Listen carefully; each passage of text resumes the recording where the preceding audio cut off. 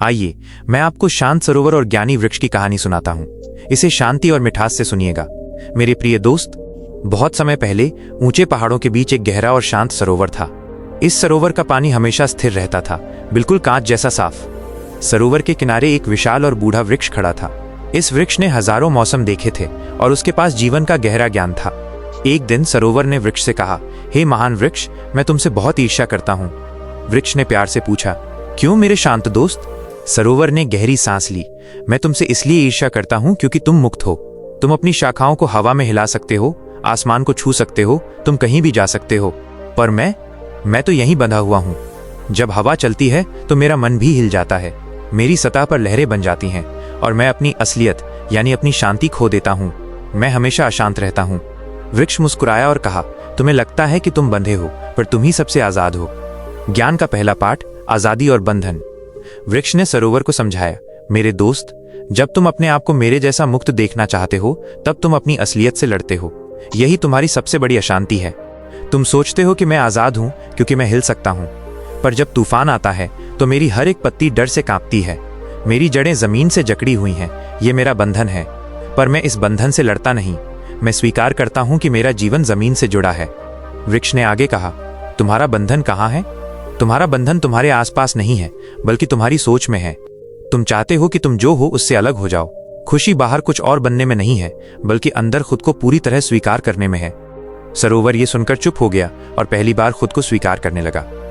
ज्ञान का दूसरा पाठ, अंदर का आईना। कुछ दिन बाद आसमान में बादल छा गए। सरोवर की सतह पर उनका अंधेरा अक्स दिखने लगा। सरोवर फिर से दुखी हुआ। देखो ज्ञानी वृक्ष, मेरी सतह कितनी काली हो गई है। मैं हमेशा साफ रहना चाहता हूं, पर ये बादल मेरी खूबसूरती छीन लेते हैं। मेरी शांति मुझसे दूर चली जाती है। वृक्ष ने कहा, मेरे प्रिय सरोवर, तुम एक जादुई आईना हो। तुम आईने में दिखने वाली परछाई से लड़ रहे हो। ये बादल तुम्हारे नहीं है, ये तो आसमान में है। तुम सिर्फ उन्हें दिखा रहे हो। ठीक वैसे ही तुम्हारे मन में आने वाले दुख, गुस्सा और डर भी तुम्हारे नहीं है। ये तो बाहर की दुनिया से आते हैं, किसी की बात से, किसी गलती से।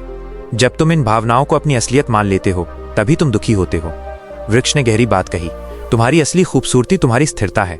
तुम्हें सिर्फ शांत रहना है और ये बादल भावनाएं अपने आप गुजर जाएंगे। इनसे लड़ो मत, बस उन्हें देखो।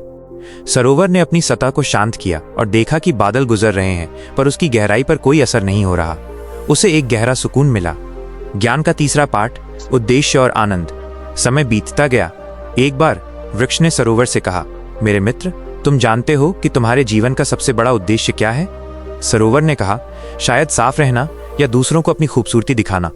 वृक्ष मुस्कुराया, नहीं, तुम्हारा सबसे बड़ा उद्देश्य यह है कि तुम प्यासे को पानी देते हो और थके हुए को सुकून देते हो।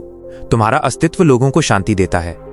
वृक्ष ने समझाया, तुम अपनी तुलना मुझसे करते रहे, पर तुम्हें पता होना चाहिए कि तुम दुनिया को वही दे सकते हो जो तुम हो। मैं छाया देता हूं, तुम जीवन देते हो। अपनी खूबसूरती पर ध्यान दो, न कि दूसरे की। वृक्ष ने कहा, जीवन में खुशी तभी मिलती है जब हम अपनी असलियत को स्वीकार करते हैं और उस खूबसूरती को दुनिया के साथ बांटते हैं जो हमारे अंदर है। मेरे दोस्त, ये सरोवर आपका मन है। अपनी असलियत स्वीकार करें।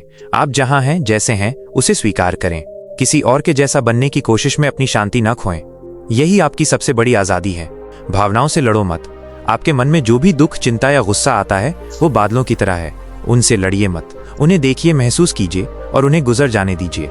आपकी असली शांति अंदर की गहराई में है। अपना उद्देश्य जियो। आपकी सबसे बड़ी खुशी किसी और के रास्ते पर चलने में नहीं, बल्कि खुद की खूबसूरती को पूरी दुनिया से बांटने में है। इस ज्ञान को अपने दिल में बिठाइए। शांत रहें, स्वीकार करें और अपनी खुशी को जिएं। यही जीवन की सबसे बड़ी सीख है।